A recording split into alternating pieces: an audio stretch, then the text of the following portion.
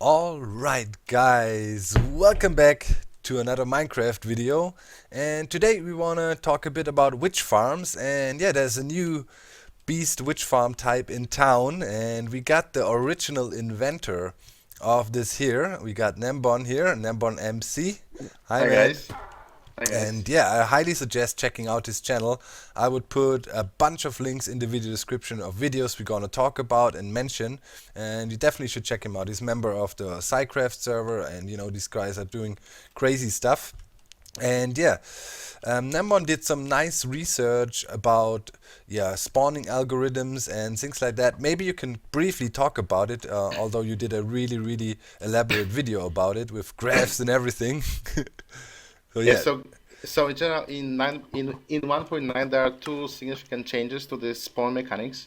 One is a feature and one is a bug. The feature is that the pack spawning have changed and it's been nerfed a little bit. So for a normal witch farm, actually the typical 7300 range of jobs are not possible anymore. But the second thing is a bug where actually mobs can spawn in other mobs, which actually allows us to create a 100% efficient witch farms. And by 100% efficient, it means that we are not blocking any spawning spaces, and all spawning spaces are allowed for spawning all the time. Yeah. Yeah. So that's before everybody was using shifting floors and up and down shifting floors, which were great designs. But yeah, with using steady floors like we have in here, yeah, you improve the rates and counter the nerf a little bit. We can't have nice things; everything gets nerfed all the time. And yeah, that's why Nembom developed the idea of using skeletons and shooting the witches off the platforms. And you can see that right here, it's happening.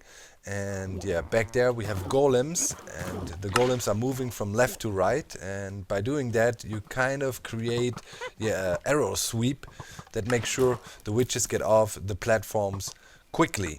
In our case, we looked at the design and tried to do some slight improvements to it, make it a little bit more resource, or using less resources and a bit more compact.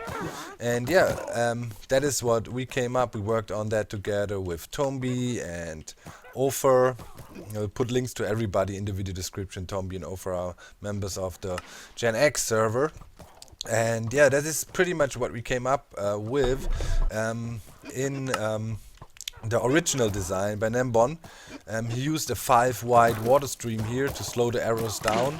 And the innovation here is that using the forever falling sand entities, which are pretty much resting on those fences here, you can create a block that is pretty much see-through. As you can see, the skeletons keep on firing towards the golem, but it also has the, yeah, how do you say that? Knockback effect. Yeah, it pretty much makes it so the arrows bounce off it, although we can see through it. So that's a really nice effect. The whole floating sand trick was discovered. What was his name, Nembon? Galia. Galia, yeah, and then further developed by Ilmango. Um, Pretty much, it also can be used to delete arrows, because you don't want to have like arrow entities on your server, everywhere, and that will cause lag over time. It would be a bad thing. So as you can see, the arrows are flying down here and are landing on the sand and get instantly deleted. Now don't ask, can you make a skeleton arrow farm from it? As of now, that's not not a thing. Maybe somebody comes up with a super clever trick to do it, but this cannot But be you can used. probably build a squid farm underneath and get the squid killed quicker. Haha, Yeah. clever thinking. Yeah. Yeah. That probably work. So also in Nembon's farm, he used punch 2 bows for the skeletons here. We use punch 1, although it's not a huge difference. I mean, you do some villager trading and you would easily get those enchanted books. It's also not hard to handle skeletons. Nambon also showed very nice tricks with that.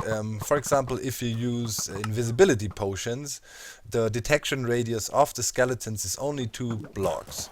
So you can get really close to them, do pretty much whatever you want. You can put them in boats, you can use minecarts to move them around.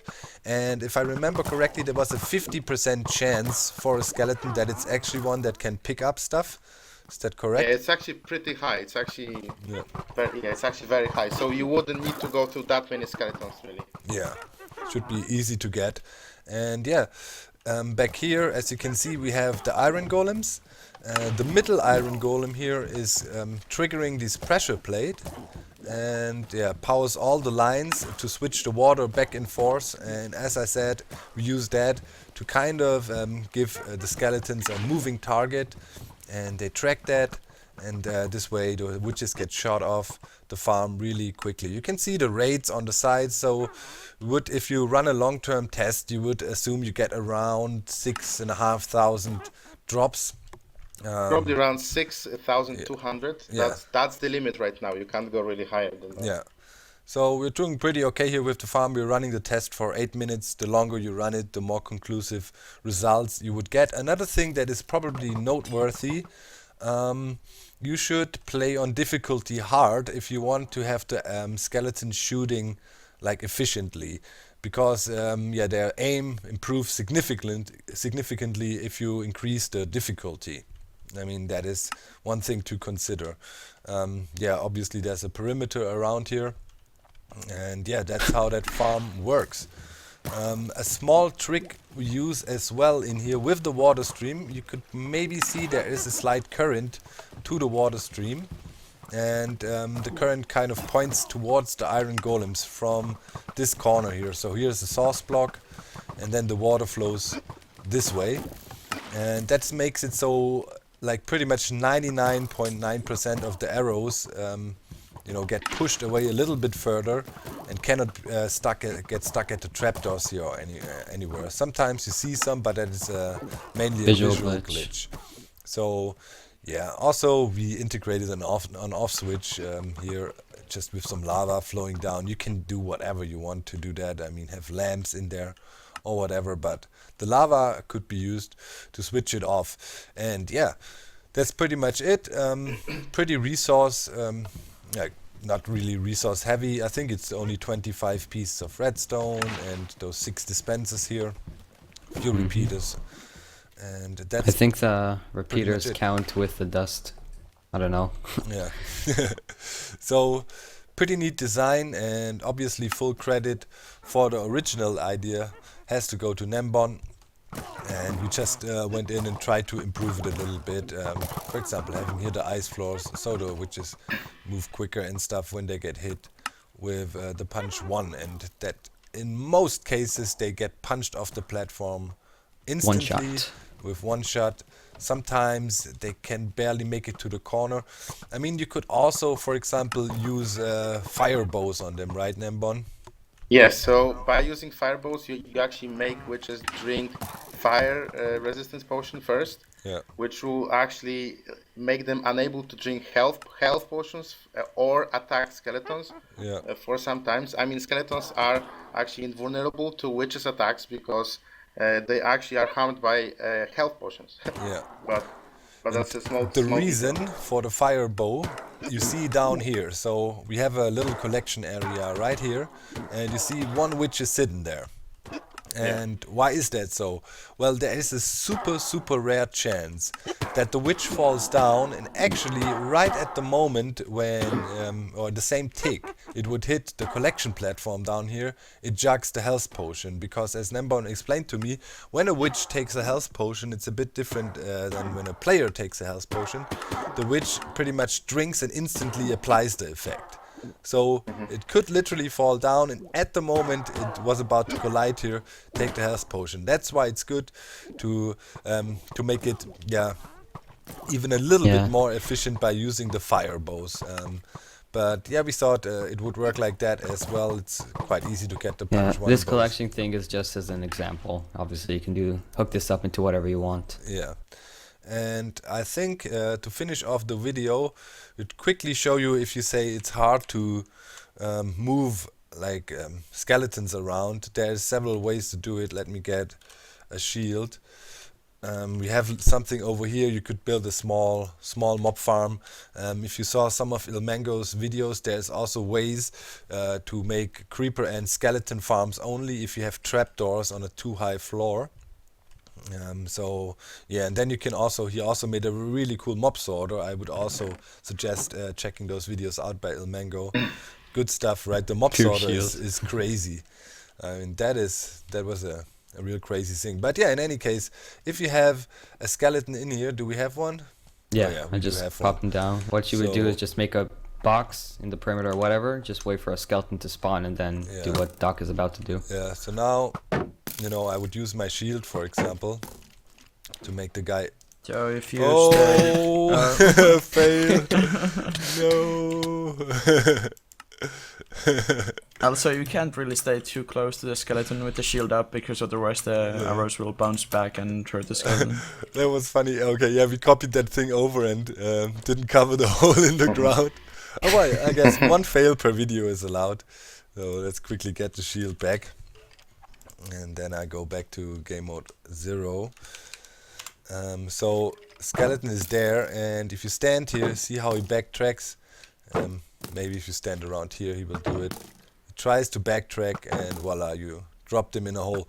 But also by using invisibility potions, that's another thing that works really well. Let me quickly get one.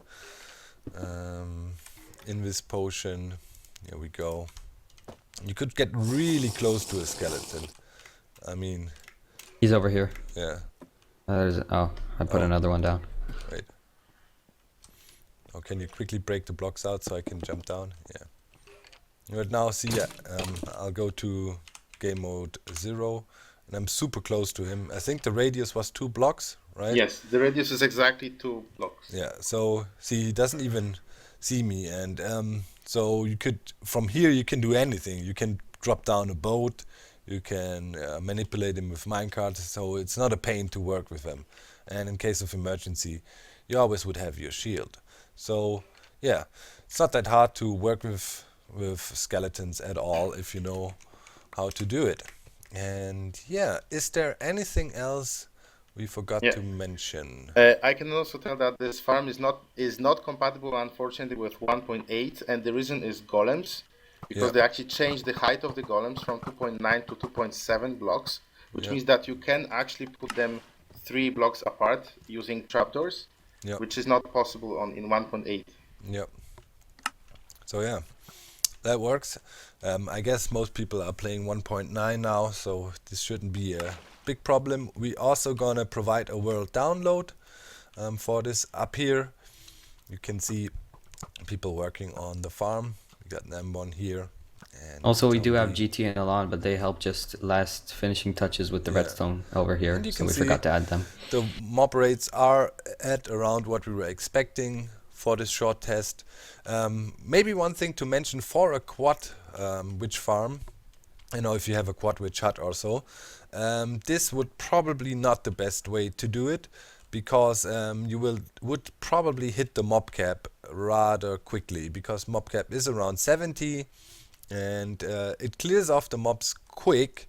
But eventually you would hit, some stalls, because you would hit the mob cap, because there's lots of witches spawning in a quad witch farm. But I heard Ilmango is working on something, so make sure to check that out too. There's gonna be no spoilers. It should be pretty epic, as most of the things he does.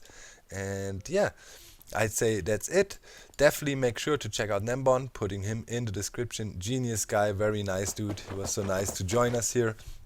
And he said it's also cool that we worked with his design, and he liked the innovations we did with it. Small changes, made it a little bit more compact, and so on. Maybe And one last thing to say is that if you want a tutorial so badly, we think it's completely not necessary, because it's pretty self-explanatory. But if you just want to be sure, as Doc said, there is a world download, Yeah. but it's really easy to build. yeah, it should be no problem. And it's quite cheap. So yeah, thanks for watching, my friends. Hope you enjoyed the video. See you soon. We're out. Bye, guys.